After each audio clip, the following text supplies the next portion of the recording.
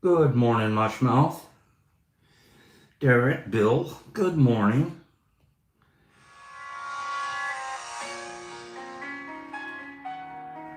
Good morning.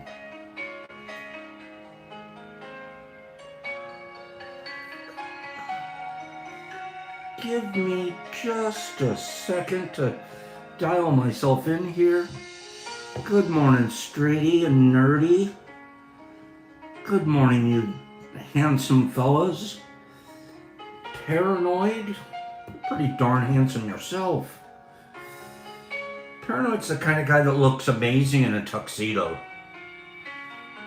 He's one of those tuxedo wearing fancy balloons. Good morning, Trenty. Good morning, happy vibes. It was nice to hear from you yesterday. Thank you. Good morning, Sparky to Sparky Sparkerton. Good morning. Oh, we're going to get busy early this morning. Good morning, happy Fungi Friday, Hagee. Good morning. There's Streety. I love my streets. Good morning. We have a few things to cover this morning. We have to finish the article that we were on yesterday. That's for one. So we'll finish that article today. It's a good article about how to increase our neuroplasticity without using psychedelics. There were some really good ideas in there. The one that my big takeaway is I gotta hang out with some younger people. I like younger people. Yeah, I gotta spend more time with the youths, kids in their 20s. I think I'm gonna get a good chance of that in Thanksgiving when I hang out with my nieces and nephews. And then maybe they're in their 30s though. And then their children. There's gonna be little rugrats running all over the house. There's gonna be a lot of people from the family going to this Thanksgiving this coming, it's only a couple of weeks away. Yeah, it's gonna be really nice. I think I'm gonna go ahead and get started right away. 26 people here, 12 likes. If you guys can get me up to 16 likes, I'll go ahead and get started. That's not asking too much. That's just 2 or 3 of you forgot to click the button or double tap your screen. The only reason we ask for likes is because of the YouTube algorithm. It likes to see us liked. Okay, look at that, 25 and 20, you guys jumped right on it. Because you jumped on it, I'm gonna jump on it. Here we go, I'm jumping. Good morning. I promise to get trimmed this weekend. I'm promising myself. I'm just stuff hanging all over the place here. I gotta get it cleaned up. I've been meaning to for the last couple of weekends, but then I get busy. And then I have an excuse, and then I don't worry about it. So this morning, we're going to do a couple of more rando hackos.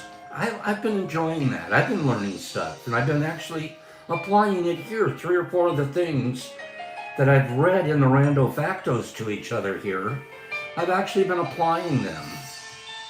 It's pretty cool. My favorite so far is still my hard-boiled eggs are coming out great. Good morning to everybody. If I didn't say your name this morning, it's because I'm already diving in. Okay? We're diving in. So we're going to do some rando hackos. Then we're going to finish yesterday's article about neuroplasticity. And then I have a relatively important topic to cover. Well, it's very important. Okay? Good morning. Just as I'm doing the hackos here, you guys continue to say hello to each other. Okay? Nurs, I don't like pickled eggs. I gotta be honest with you. There's very few things I like pickled. I do like a pickled cucumber though. Mm. A good kosher dill. Baby dills. I like the baby dills. Those are my fave. And then, good morning from Brisbane, Australia. What a nice thing to see. We have another friend here, Kathy, from Brisbane. He's not from Brisbane, but he's from Australia. And he's the director of our human resources department. You will devil your pickled eggs. See, even that, I don't like a deviled egg. It's like, why'd you do that?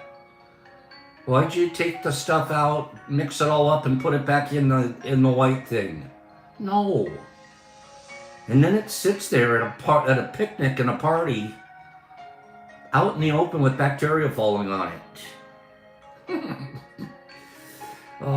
Speaking of burgers, I had a burger last night. It was delicious. I barbecued the patty, which automatically brings me great flavor, and red onion and sandwich pickles.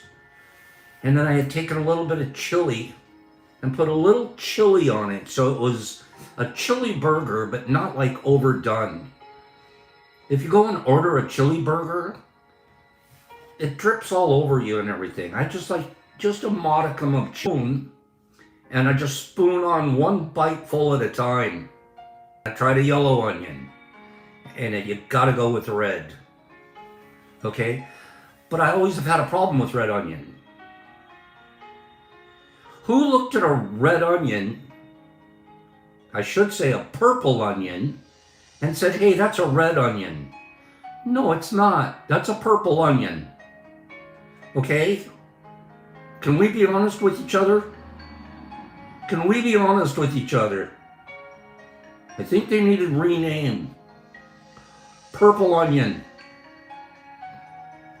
Who was the first person to look at it? And then everyone's, oh yeah, red onion. It's not a red onion. But that's me taking it personal. Okay? Classic doesn't care what color it is. I like the taste of a red onion in my potato salads too. But nurse, it's a purple onion, right? You and I are down with that. Good morning, Layla Selmani. Joe's, you know it's purple. Okay? You know it is. But, yep, in your potato salad, you gotta have a finely diced purple onion. Okay? We have some new people here this morning. That's great. Congratulations. I'm just excited. Forget using all those gross chemicals to kill ants. Instead, just get a spray bottle, fill it 3/4 full of water, and the remaining quarter with salt. Shake well and spray the colony. Salt water. Salty McSalt water. I like that idea way more than the chemicals that you get. Here I don't have ant problems, but the last place that I lived, we had ant problems. And you'd always spray that ant spray, and I was like, I wish I'd have known that rando hacko then. Put dryer sheets on the back of a fan while it's blowing. This is probably more like a box fan. Okay? All right? Put dryer sheets on the back of your box fan while it's blowing. They'll stick to the back and they'll make the room smell amazing. Here's one for you handy homemakers. Remember we were talking about guys that do stuff around the house and their girls like it? Have you ever drilled a hole for like putting a nail or a screw in the drywall or the plaster? And you look down at the floor and it's just filled with all of the dust from the drill hole. And now you got to go get a vacuum cleaner and a dry wipe or a wet wipe and Who's done that? You look down at the floor and there's the debris from drilling a hole in the wall. Who's done that? Give me just one person, and I'll tell you a rando hackle how to fix that. Yep, Derek Anderson's done it. You know what we should do in the future, Derek? Guess what we do in the future? We fold a Post-it note to catch the dust as it's falling. Brilliant! Absolutely brilliant! I'm going to patent that. I'm going to patent that, a dust catcher. We won't use a Post-it, but we'll sell them something just like it. That's brilliant right there. I'm so tired of cleaning up dust off the floor from drilling holes. I love that one. That's my third favorite rando hackle of the week. Okay, gotta sell it pre-folded. That's right, nerdy. Derek's using folding paper. No, folding paper comes out sort of Z-shaped. Well, that's not true. But folding paper is too tissuey. Okay? Herbie, you're right. Herbie's got me. Sheetrock dust is a trigger for Pops. Oh, gosh. If you don't own an ironing board, throw your wrinkled clothes in the dryer with a wet sock for 30 minutes. I've done that one 100 times. Not a wet sock. I'll usually use like a wet hand towel, washcloth, right? That's an old one. Except when I'm doing my, I like creases. It's a throwback to my military training. I can iron really good. I'm a good iron guy and fast. And I like creases. I crease stuff. Okay? Happy birthday to hope she has a great day, Sandy. By adding a pinch of salt to your load of laundry, you can actually brighten the colors of your clothes. Boy, we've been fascinated with the laundry this week, haven't we? You got a creepy sponge? Do you have a creepy sponge around? Good morning, Latin Zane. Hoorah! You say hoorah, but Marines say hoorah! I think we're cooler. Semper Fi. I know they do grow up fast, Derek. Derek sent me a picture this morning. Oh boy, I'm going to go ahead and show it, Derek. I'm going to go ahead and show it. Check this out. Derek Anderson is doing the right thing. He gets his mother's car over to the shop to get a tune-up so she doesn't, not going to have problems driving it around. Sends his son over to pick up the car. Coming back from picking up the car, his son gets in a not minor accident.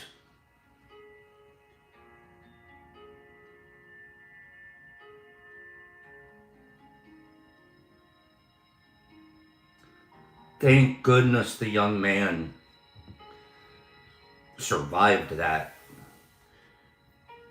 Got some broken ribs, and the truck driver that hit him walked away. Boy, are we grateful, on Derek. Yeah, I've been talking to Derek about that this morning. And the sad thing is that was his mom's dad's car.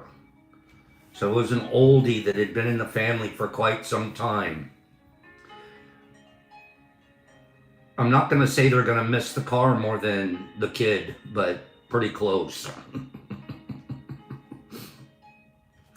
uh, that's a heavy metal car. That's right. That isn't one of those cars that we make today out of fiberglass. No, no, no.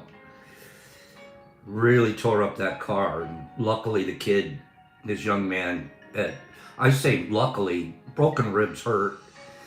In my racing career, I've broken ribs like 3 different times. And I gotta tell you, a broken rib is not fun. Yeah. How about this? Put a used wet sponge in the microwave for 2 minutes to kill 99% of the bacteria in it. I'm always creeped out by used sponges. I'm always creeped out by wet used sponges. So I go through a lot of sponges.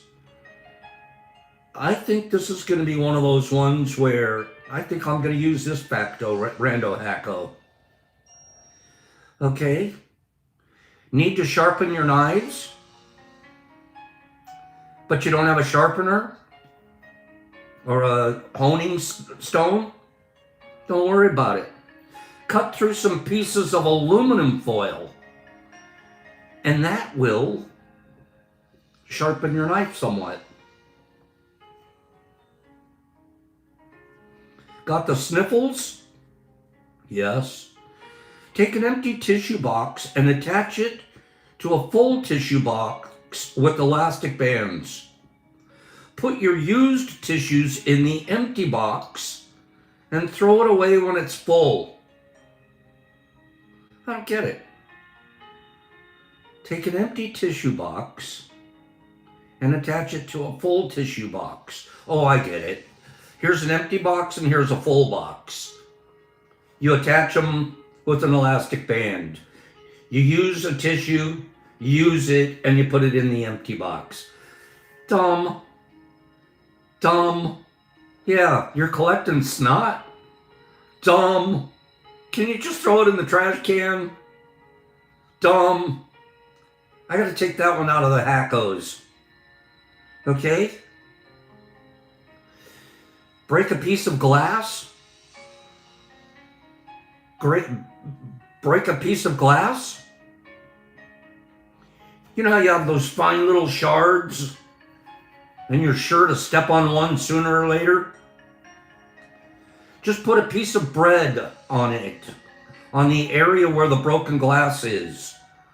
The consistency of the bread will pick up even the smallest of shards.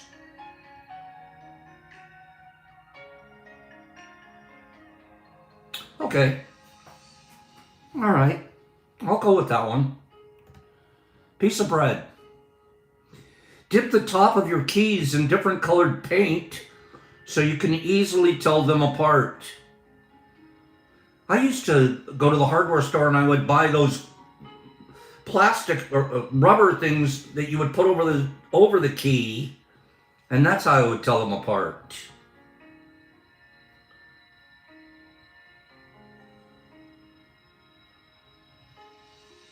LED light bulbs will attract a lot fewer bugs than non-LED light bulbs.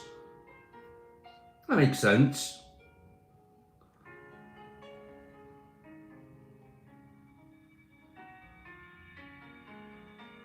Is that true?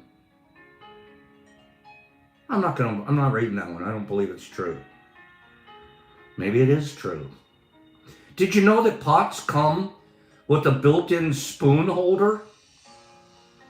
Did you know that? The slot at the end of the handle is perfect for holding on to spoons when you're not stirring the pot. And I'm thinking, what? I needed an illustration.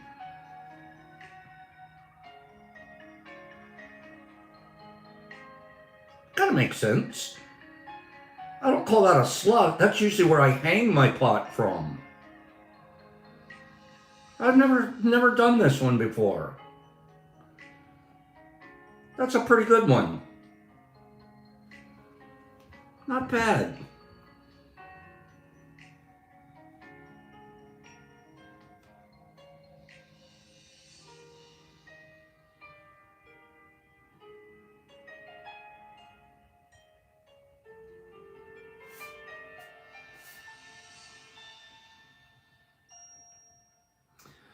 Put an old newspaper at the bottom of your trash bin.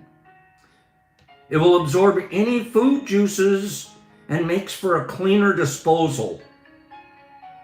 That makes sense. The problem I have with that is, who has an old newspaper anymore? I don't even get newspaper. I don't see newspapers anymore. Who gets newspapers? Not me. Do you guys remember back in the day when you had paper drives? I remember paper drives. As a kid, you'd go around the neighborhood with your wagon and you'd ask the neighbor for any of their old newspapers. Excuse me. And then you'd come home with stacks of newspapers, and then 2 times a year or something like that, the school would have a paper drive. And your dad would back the truck up, fill it up with papers, and you take it down and drop it off at the school hall. Paper drives. Do they do can drives now? Do they? I didn't know that. I used to love doing a paper drive.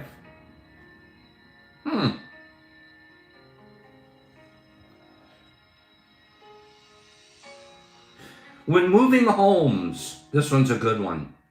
When you're moving, make sure the toolbox is always the last thing you pack and the first thing that you take off the truck. Don't forget the Post-its. Okay? They do book drives and food drives. Huh.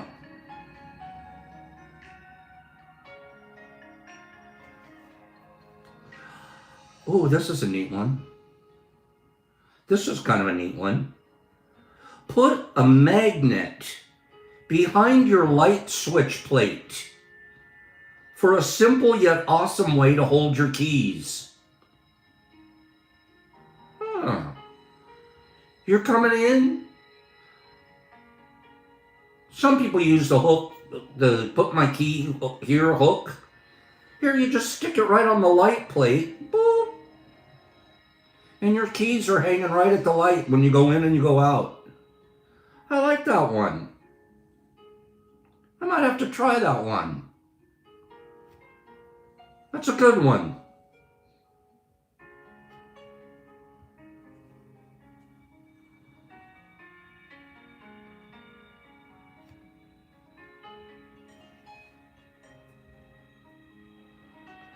Put 2 hinges on one side of a painting. It's a perfect way to hide the thermostat while still having easy access to it. Don't do that for the safe, though. A thief comes in and he looks at the painting and he goes, "Why is there 2 hinges on that painting?" Oh, that's where the safe is. Dumb. Dumb. Old wine rack makes for a fun and unique bathroom towel holder. So we don't do towel racks, we just roll them up and stick them in the wine hole. When you're finished painting a room, put some of the same paint in a very small, like baby jar, for quick touch-ups. It's a good one. I usually label the can, the 1-gallon can, and I'm saving the whole can. And then when you do go to use it, it's all mucked up. I like that one.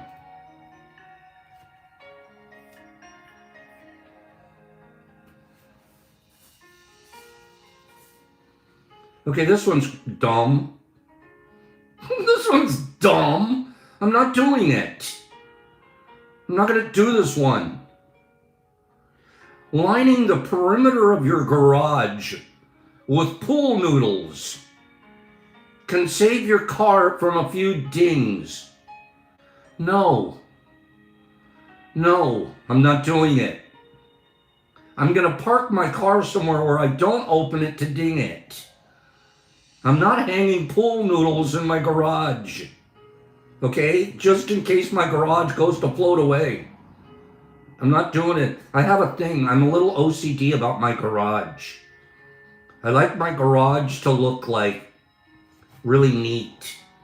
I like pulling into my garage and I'm feeling, boy, am I organized. I might not really be, but boy, do I feel organized. I like shelving with tubs on it, bins, container bins, and that works for me.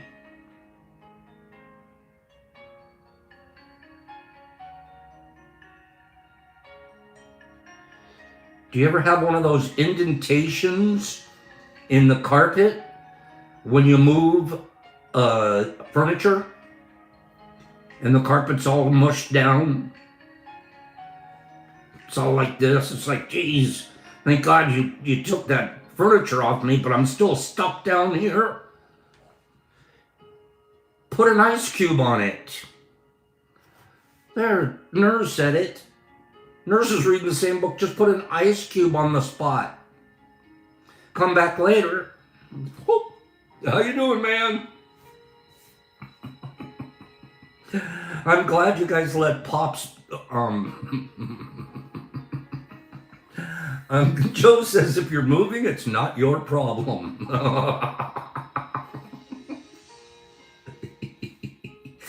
Oh, God. Okay.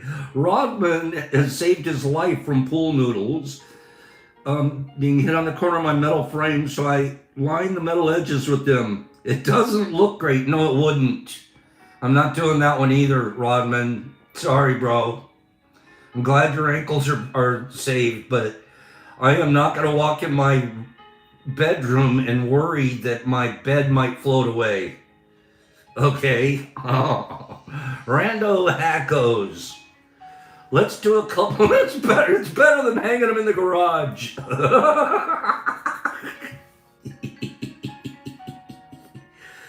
We'll do some more. Give me 5 people that say, Pops, can we do some more rando hackos next week? Give me 5 people. We have to move on. We have some stuff to cover today. Otherwise, I would rando hacko the day away. Can we do some more rando hackos next week, you guys? There's other categories that we can do too. I love it. Today's winner's definitely for me, is definitely the Post-it underneath the drill hole. Oh, that's my winner. Yeah, that's the MVP, MVR, MVH, most valuable hack. Okay. Nerdy, you have a wonderful weekend. Okay. Yesterday we were talking about neuroplasticity. How to grow your brain connections without psychedelics. We talk about how to do it with psychedelics a lot. But the last 2 days, we found an article that comes up with 7 different ways to increase your neuroplasticity. If you remember, for a recap, yesterday we said things like, seek new pursuits, okay? Especially maybe learning how to play an instrument, learning a language, doing something doing more crossword puzzles, something that increases your brain activity. Travel more far and wide, change your travel pattern. If you drive one way to work every day the same way, try a different way. If you walk around the block the same way every day, try a different way. I did it yesterday with Ruff. Took him for a walk. We went the opposite way around the block. It was nice. He enjoyed it. Another one is don't sequester yourself. That's a big one. It's one of the biggest drivers of dementia, is sequestering yourself, especially in your old age. And if you're a kinless senior, don't sequester yourself. I had an aunt who felt like she was doing that, and she went down and volunteered as a docent at the J. Paul Getty Museum in California. And every day she couldn't wait to go to the museum and be a volunteer to give museum tours to people. And old girl lived till she was 95, and she was smart as a tack till the day she passed. Hang with young people. Hang with young people. That's the one Pops is going to incorporate immediately. I got to go. I just need to find a younger crowd. And I think it is at the community garden. They're definitely a lot younger than I am. Yeah. Challenge your opinions. That's a big one. We believe what we believe, and we believe it because we believe it. But there's other people that have other opinions. And, ours aren't always right. Ours are not always right. It's important to hear other people's perspective and other people's opinions, and it challenges us. We're not stuck in the same thought pattern, but we're like, oh, wait, really? Let me think about that for a minute. Wow, that's interesting. I'm going to research that. That's a good way to grow your receptors.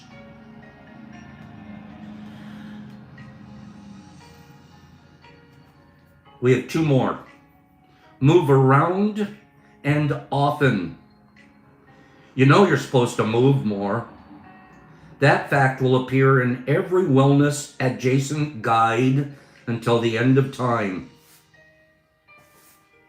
And most of the steps expressed here can't occur without some commitment to movement. Just know that you don't have to exercise like a triathlete in order to derive neuroplasticity from exercise. Depending on your age and aspirations, feel free to aim for a more manageable cadence, like 4 30-minute bouts of exercise each week, in which brisk walking counts. Exercise specifically increases a production of protein called brain-derived neurotrophic factor. Brain-derived neurotrophic factor. It's often called BDNF, which supports the survival of existing neurons, and it encourages the growth of new neurons and synapses. 30 minutes, 4 times a week. Do something. Get moving. And that doesn't just mean walk out to the car and drive to another spot to sit down. Okay? Not to mention, exercise literally grows your hippocampus. That's that cranial region that London cabbies inadvertently bolster by driving around all day. Doing so with a few swims a week is even better for your back.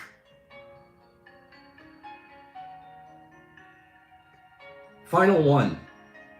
Get your 8 hours. Get your 8 hours. I have a struggle with this one. I don't sleep long. 4 or 5 hours, and I'm like, yeah, okay, I'm ready. And I should probably put a little more time behind the blinkies. There are a number of tiny things you could start doing to increase neuroplasticity, like solving crossword puzzles, performing tasks with your non-dominant hand. Ooh, that's a good one. That's a good one. I always put my sock on right foot first. Try putting it on the other side first. Do the non-dominant hand exercises. That's a good one. We're going to hear Jesus Christ in Australia. We're going to hear, he's going to say, wipe your behind with your other hand. That's hard, okay? Do other exercises. Do non-dominant hand exercises. Eat lots of omega-3 fatty acids. Knock yourself out. But if you do nothing else, make sure you're sleeping 7 to 9 hours a night. Cycling through every sleep stage on a nightly basis ensures that the brain's relevant connections are strengthened and its irrelevant ones are pruned. The process is literally called synaptic pruning. Imagine old branches being cut from a tree or old files being dragged out to the trash bin at the bottom of your right screen. While you sleep, the brain takes its chance to encode useful memories and ditch whatever isn't useful anymore. It also uses those 7+ hours to reset itself and get ready for the next day.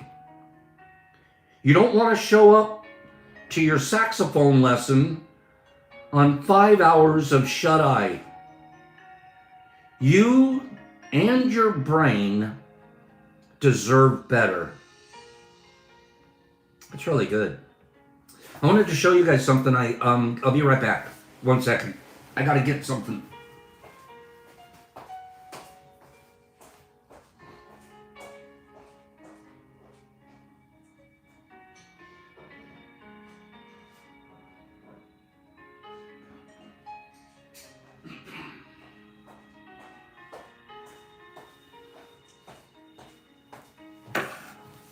Okay.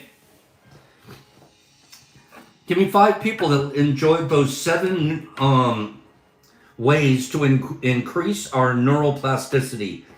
So many of them sound so basic, but we don't do them. So buy into a couple of those, okay? Buy into a couple of those. I believe in it. Every single thing that I read in that article in the last 2 days makes complete and total sense. Every single one. And if I just incorporate a couple of those into my lifestyle, I'll get even healthier. Does anybody think that Jesus Christ actually walked on water? Does anybody think that? We're not being religious. I'm just asking. Have you ever wanted to walk on water? I have. I would love to walk on water. Is it possible? Okay? Is it possible to walk on water? Yes or no? Okay, Billy D tried. I've tried before, but I never had the right situation. Okay? Okay? Oh. Is it possible? No, for a human being, not for bugs. Come on. Okay, here we go. Okay. I walked on a frozen lake. Watch this.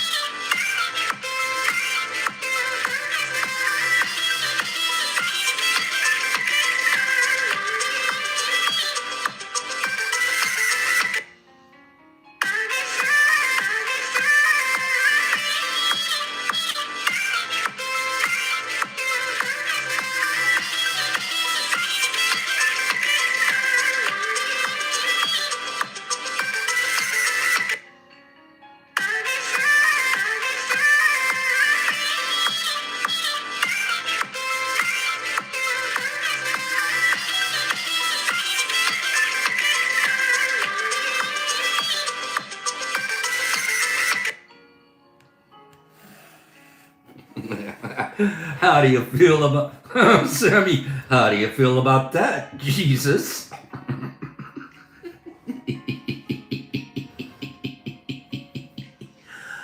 Oh God! Take that, Jesus. I want a pair. I do. Captain Jeff sent me that, and I'm like, bro, can you imagine if we wore those when we went fishing? No, it's not AI. Those are the real deal. Okay, can you imagine going fishing? You can reach into some of those tougher areas to get to. Okay? I want a pair. He goes, Jeff wrote back, he goes, I think boat sales are going to go down. Okay? I want a pair of those. I'm not kidding you. He sent me that. I said, I got to show the kids. I got to show the kids that. All right? Jesus Christ is not the only one that can walk on water. Okay. Oh, the music was terrible. Terrible. Couldn't stand the music.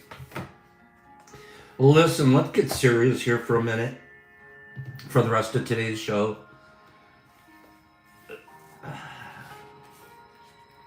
I have a good friend that he wrote to me a pretty serious message.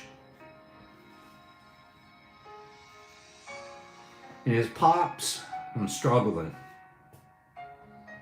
Do you think you could help me? What was this one? I would pay for a video of you, Captain Jeff, and Kevin walking out in the middle of the river with your fishing rods. That would go so viral, Hags. Because I'm struggling. And then when he talked about it, I'm like, I know that he's not the only one. I know that, quote unquote, over 40% of American adults, and it's seeping into our youngsters, our under 18s, massive wave of depression in the dream of hell today. Massive waves of depression, and it's being actually diagnosed, and then there's prescriptions and everything, and I think it gets overprescribed. We talk here about using psychedelics to help with depression and other things. These things that we talked about, just those 7 hints about increasing neuroplasticity, almost every one of those would probably help with depression. But I wonder if sometimes we even mislabel what we're experiencing, and we call it depression, but it might be something else. Not that labels matter, because at the end of the day they don't. As a matter of fact, when we start labeling things,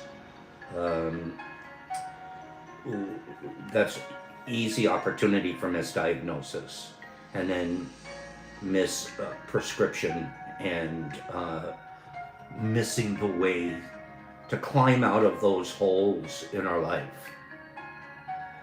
And you could have the happiest life on the outside. You got a great job, you've got friends, you've got a beautiful wife and or a husband and kids, and everything looks great, but your brain's just not clicking with it. And sometimes you just want to run away. You might want to move. Moving will never help. That's called a geographic, doing a geographic. The person that you could put everything new in a suitcase and take it with you, but the one person that the one thing you're still taking with you is you. When I got out of rehab,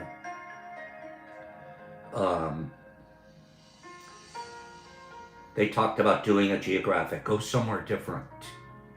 Don't go back to the place that you've been at, But that wasn't for mind science. That was so you would stop hanging around the same crowd. If you go back to the same old hood, the guy next door that was either you were getting it from or you were giving it to, he still lives there, and that's incredible temptation. So a geographic at the end of a rehab may be a good idea, but I don't know that it's always that doing a geographic is going to help you with depression.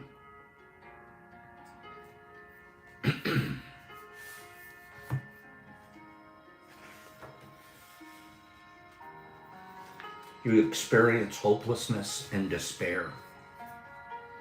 Those are other quote-unquote labels for depression. Hopelessness. I just feel hopeless. Despair. Despair is huge.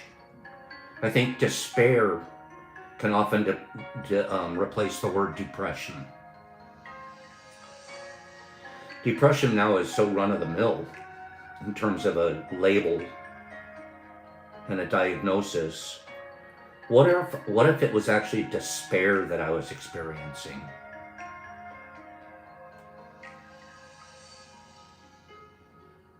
Despair is deep, and it's often you feel like you can't escape it. Hopelessness and despair. Everything about these words is hard. They're emotions and experiences that can lead to feelings of deep desperation and pose serious threats to our well-being.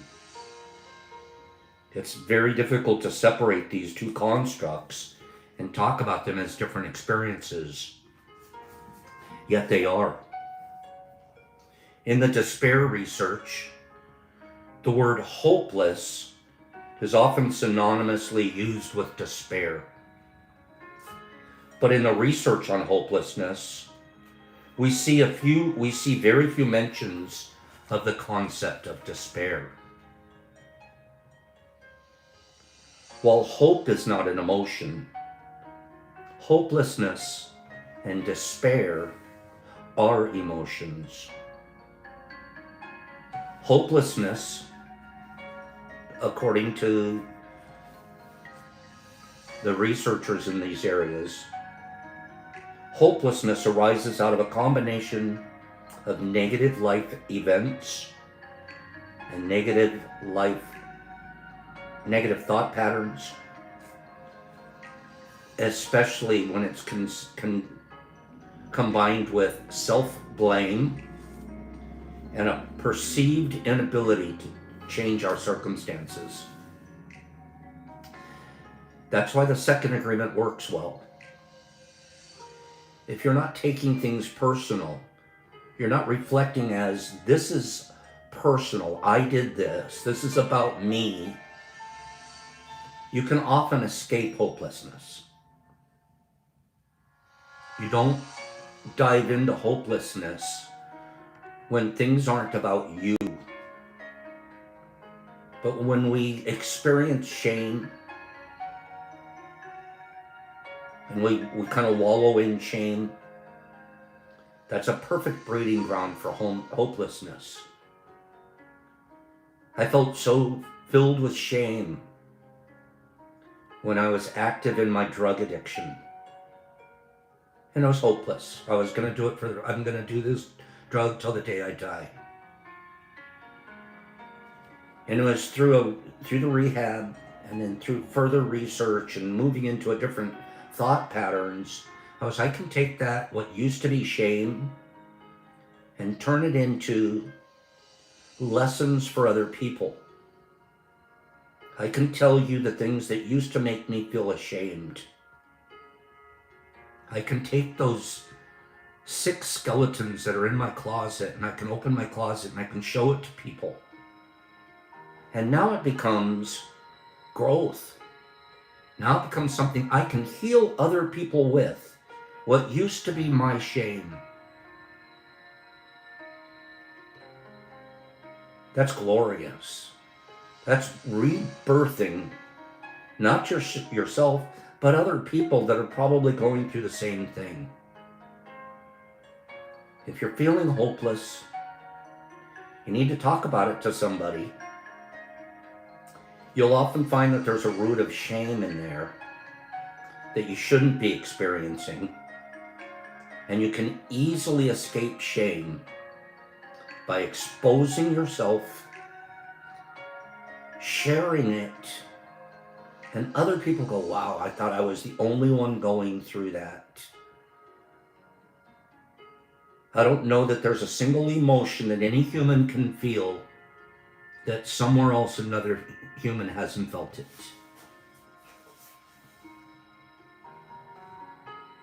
We have such opportunities from our past to share forward to create healing.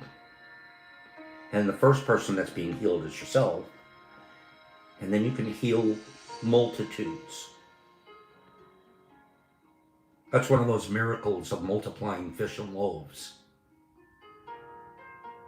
One little shame, and you can multiply healing. The easiest and best way to do it is don't take things personal. You aren't alone.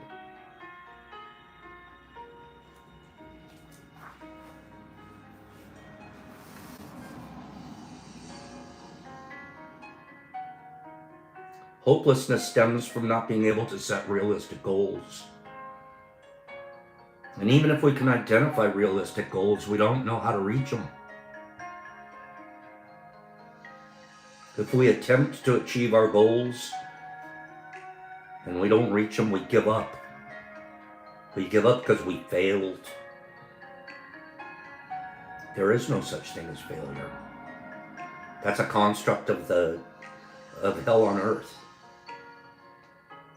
We take failure completely out of our vocabulary.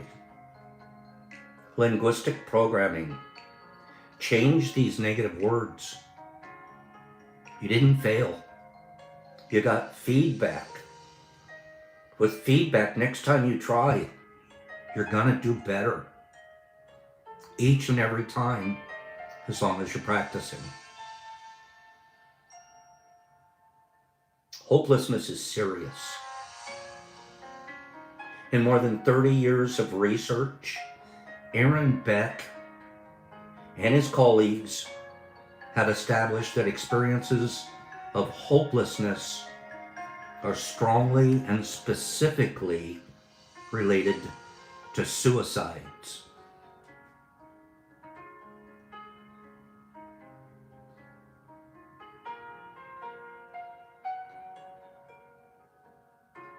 Hopelessness usually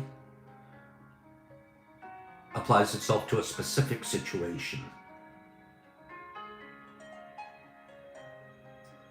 Then there's despair. Despair is a sense of hopelessness about a person's entire life and their future. When extreme hopelessness seeps into all areas of our life and it combines with sadness, we feel despair.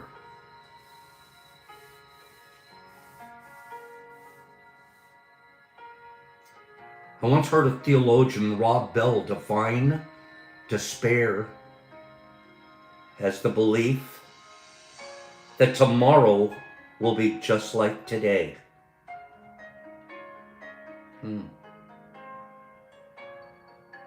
Isn't there a third step that takes care of that? Third agreement? Make no assumptions. I am not going to assume that tomorrow is going to be just like today. I'm not even going to think about tomorrow. I'm going to make no assumptions about tomorrow.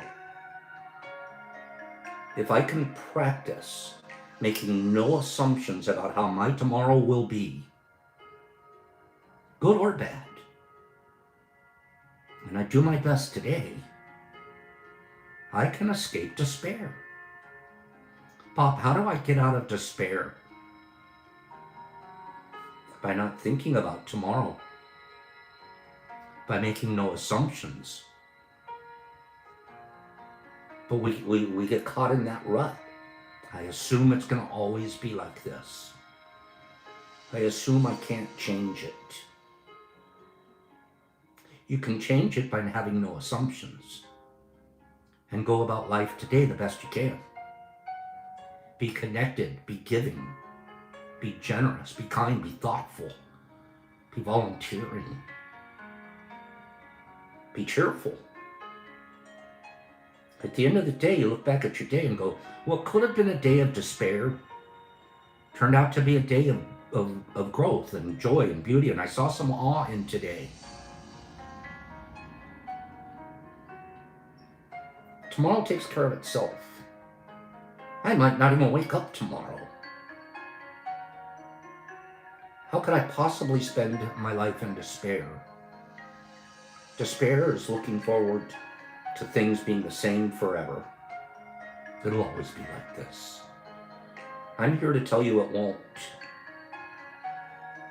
You're seeing right here the fruit. What I'm expressing to you guys right now is the fruit of the agreements. Well practiced. If you're practicing the second agreement and you're not taking things personal and it's not about you, and you can share and give the things in your past that have created shame, your opportunity to be hopeless is almost not there.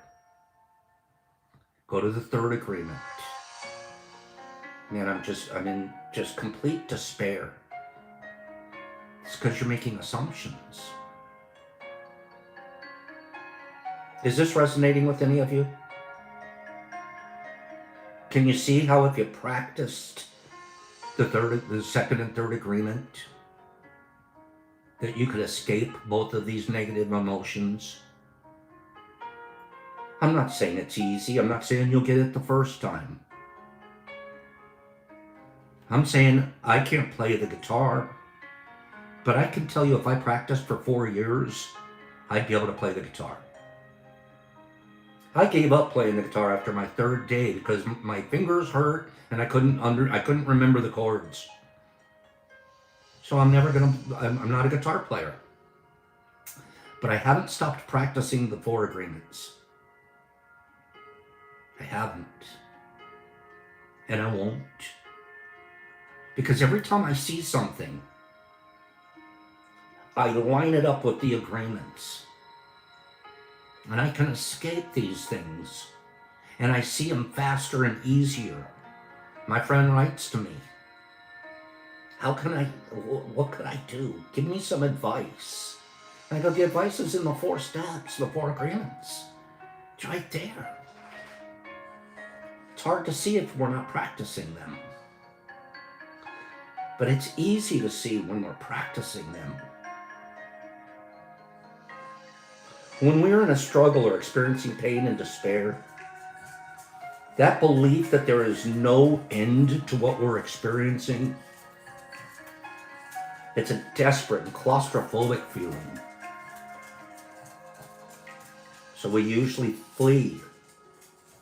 We run. We think relocating will change it.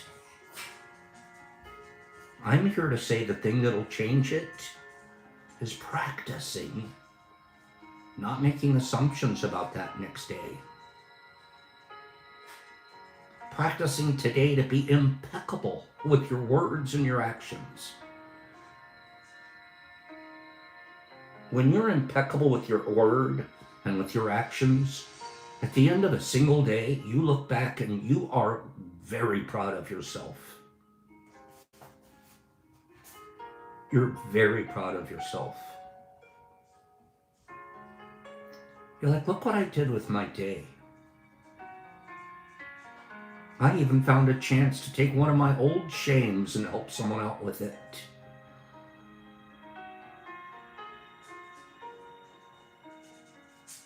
We can figure these ways out of struggle.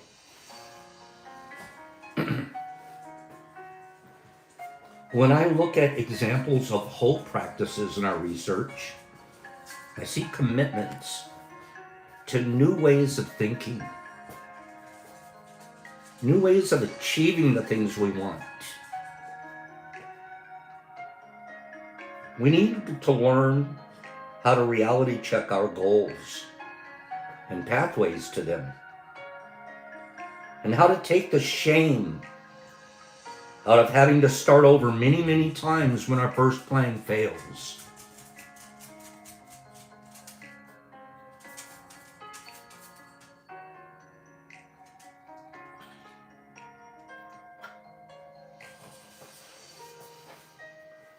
If you didn't learn these things when you're younger, you can learn them now.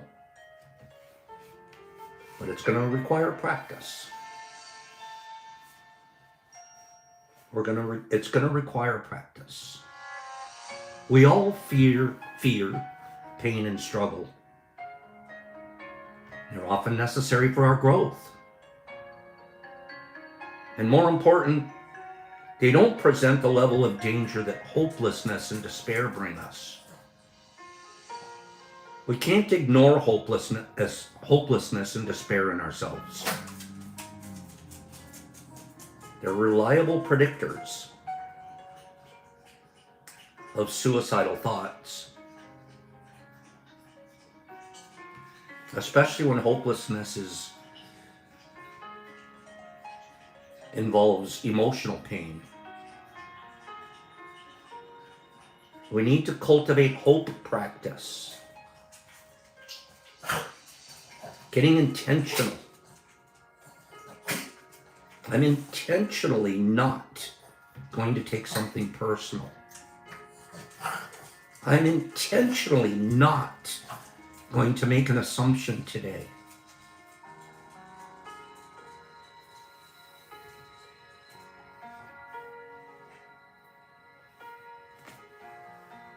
There is no permanence unless you choose it. You won't always feel this way unless you choose it.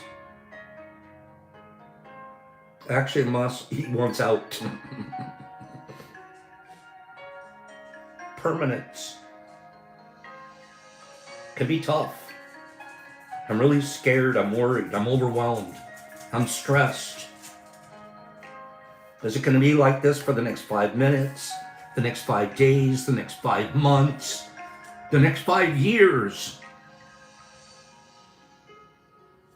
Not if you practice. I promise you. These aren't just things Pop's making up. I'm going to let him out. Hold on 1 second. You need to get out, little guy. There you go.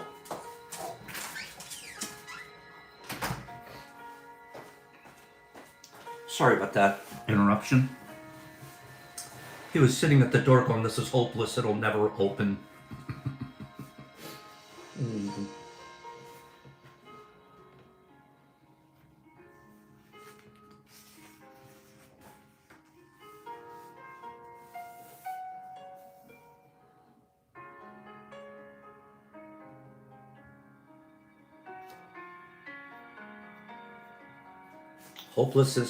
Hopelessness, despair, depression, sadness. I'm telling you, they're all escapable.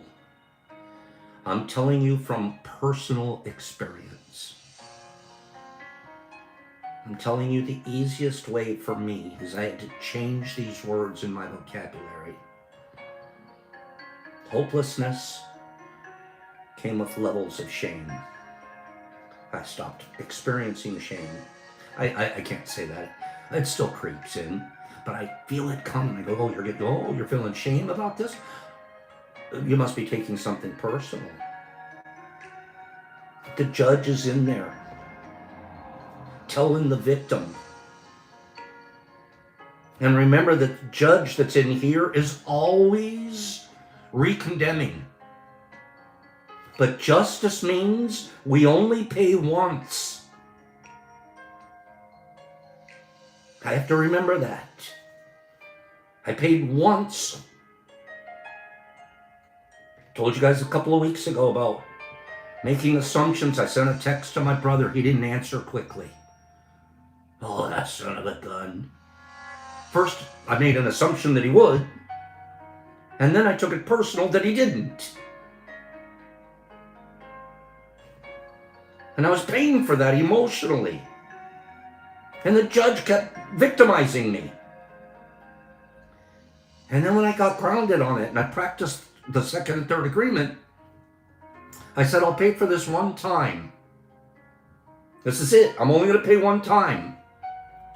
And then I'm going to take the experience and I'm going to share it.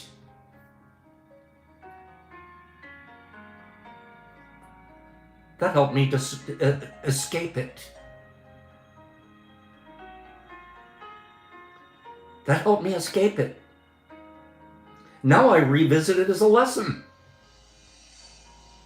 Now I see it as an opportunity to help other people. Instead of sitting around thinking he's a son of a bitch and judging. My brother's he's just my brother. He texts back when he does, he texts back when he doesn't. Oh well.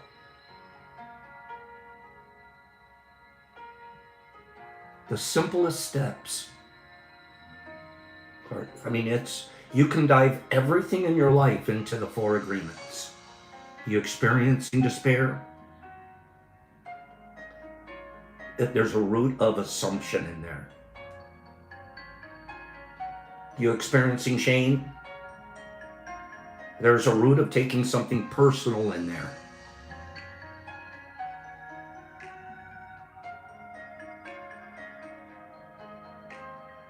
Practice the 4 agreements. In every area of your life, the more you practice it, like a musician, you start memorizing. It blows my mind. How can a musician, how do these guys, you say, play so and such a song, and they sit there, it's a complete different chord pattern, everything completely different. They got 50 songs memorized in their head. Oh, that one? And no sheet music. Nothing in front of them. Boom, I can play that. Oh, that one? Yeah, I play that. Yeah, I play that one. Yeah, no problem. First of all, the neuroplasticity in that is amazing. But the way they got that is they practiced. The 4 agreements. I'm starting to become like a maestro with them. I am. I'm becoming a maestro with them because I play them all the time. When things come into my life or people ask me advice or I move up, oh, that's one. Yeah, you can take care of that with agreement number 2. Oh, that's agreement number 1. Here it comes. Something's coming. Here it comes into my brain. Oh, I'm not going to let it in because that's agreement number 3. I'm about to make an assumption.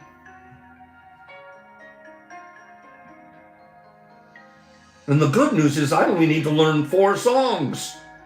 I don't have to learn 50 songs. 4 agreements.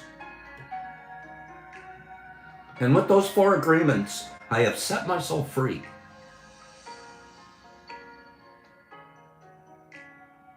With those 4 agreements, I can give good advice. With those 4 agreements, I can help other people grow. And because I'm freer than ever before, I have a bigger spots of love in me. I can give more love. I'm not thinking about myself. I'm thinking about other people more. I can be more generous. I can be less materialistic. Well, what are they going to think if I'm not driving a red Porsche? That's taking something personal. I'm just going to drive a Rolls Canardly and be happy. Man, my Rolls gets me there. It rolls down one hill. It can hardly make it up the next. I'm good. As long as I get up the next. And my Rolls has never stopped me. I always make it up the next hill. And if people look at my car and go, oh, it's a dumbass Rolls Canardly, I'm that, but I'm here, aren't I? I'm here and I'm giving. I'm here and I'm participating. I'm here and I'm volunteering. Practice the 4 agreements. Materialisms, you're taking things personal. Materialisms, you're making assumptions other people think about you. Oh, well, they think I'm poor. You know what? I could be as poor as a church mouse and be more helpful than Zuckerberg or any of the other billionaires on our planet. They're not helping me. Zuckerberg isn't sitting in front of a camera trying to tell people how to live a better life. Neither are I'm not picking on him. Neither are the other billionaires. I wouldn't want to be in their shoes for anything in the world. I wouldn't want to be in there. I just wouldn't. I wouldn't trade for anything in the world, that materialism and the chase for the next buck and the things they do to get it. Dream of hell. Heaven on earth is helping people. Heaven on earth is stop thinking about myself and stop making assumptions.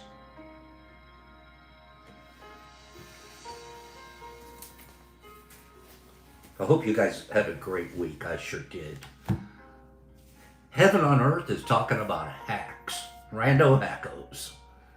Heaven on earth is figuring out I can put a Post-it on the wall and make my life easier. Boop. And I'm not chasing anything.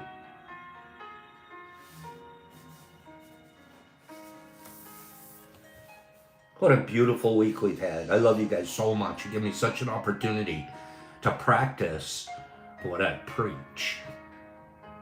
I can't sit here and preach something I don't practice. I used to. But that's because I cared about what you thought about me. Today I don't care. I just hope I help somebody. 4 agreements. Be impeccable with your word and your actions. Don't take things personal. Don't make assumptions or have expectations. And do your best. Today, I'm doing my best. 1 o'clock today, what do I get to do? I get to go weed. That cracks me up. I'm still the weeding guy. I haven't tried to take over the garden yet. I don't think I will. I haven't gone over there and started preaching to them about microdosing. I don't think I will. Not today. Not today. Today I'm just going to go weed. I'm helping tomato plants today. You know what I mean? I'm going to keep some tomato plants healthier today. I'm going to do my best. You guys have a wonderful weekend. I love every single one of you. If any of you need something, you let me know. Okay? Reach out to old Popsy. We're here. Right here. In the here and now. Let me scroll you guys out of here. Beautiful week. And had some really good stuff to talk about. Everything except for the modem that went down. And I never took that personal. That was mechanical issues with Verizon. Had nothing to do with me. Sparky, you have a great weekend. Nick Charles, you too. Derek Anderson, Justin LaFlower. Love you, son. Much love. Joe D's.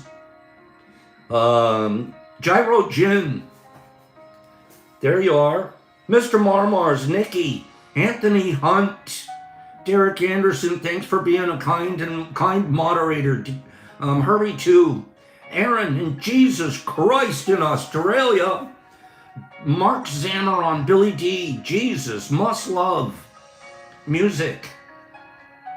Mr. Marmars, Billy D, Derek Anderson, Mike Barball, Cleany and Niffy, Sammy P. We'd like to win, says Marky Z. Nick Charles, Corey D, you are too.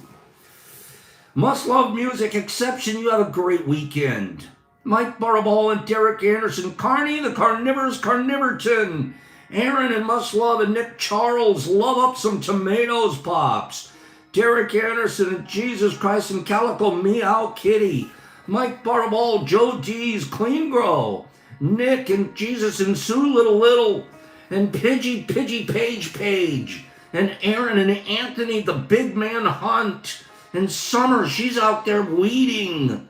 All autumn long, Zozo LSD, Jiro Jin, Old Zion, love that. Sammy P, Mr. Marmars, Mark Z, Mr. Phillips, Vibe. Okay, we'll get some laughs in Terrible Joke Tuesday coming up.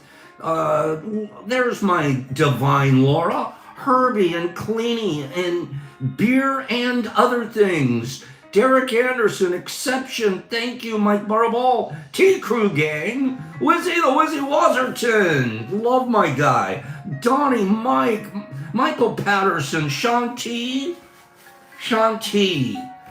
Joe D's, Aaron, Donnie Z, and Marky Z, Exception, Pidgey Page, Happy Vibes, T-Crew, Jesus, Aaron, Joe D's, and Pops.